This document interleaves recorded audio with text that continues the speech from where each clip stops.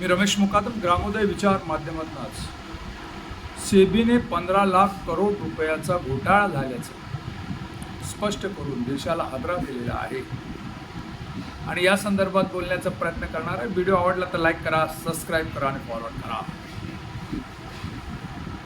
SEBI जी share मार्केटवर नियंत्रण ठेवणारी केंद्र सरकारची एक संस्था आहे, तिने राजेश मेहता या नावाचं गुजराती उद्योजक याच्यावर 15 लाख करोड रुपयेचा घोटाळा झाल्याचं प्राथमिक अहवाल सांगितलेला आहे. गेल्या 5 वर्षापासून राजेश एक्सपोर्ट कंपनी ही शेअर मार्केटमध्ये आहे आणि यांचा सोन्याचा व्यापार आहे आणि व्यापारामध्ये 15 लाख करोड रुपयाचं जे काही आदान प्रदान आहे याचे कागदपत्र सेबीला संशयास्पद वाटल्याने सेबीने केंद्र सरकारच्या सेबीनं या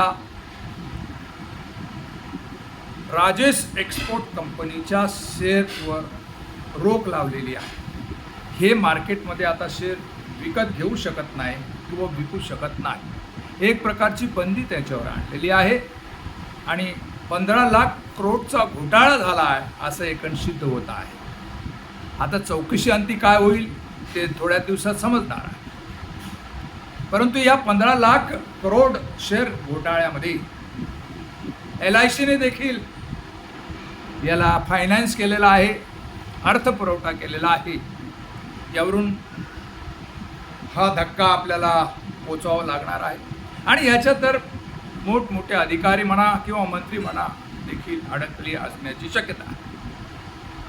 पण सेबीसारखी संस्था ही केंद्र सरकारच्या ताब्यात आहे आणि त्याने हा घोटाळा उघड केलेला आहे तेव्हा याच्यामध्ये गंभीरता आहे की राजेश मेहता हा गुजराती आहे आणि राजेश एक्सपोर्ट या कंपनीची मालकी त्याच्याकडे आहे. ती मालकी काढून घेण्यासाठी का डाऊन आहे ना, हा एक आता संशयास्पद गोष्ट आहे. परंतु 15 लाख करोड घोटाळा करून शेअर मार्केटमध्ये येथील जे छोटे छोटे शेअर होल्डर आहेत, छोटे छोटे निवेशक आहेत, त्यांचे पैसे डुबलेले आहेत. मोठ्या माशांना काय होत नाही पण छोटे मासे अडकतात आणि हा घोटाळा सामान्य माणसाचा पैसा हडप करणार ठरतील याबद्दल काही शंका नाही.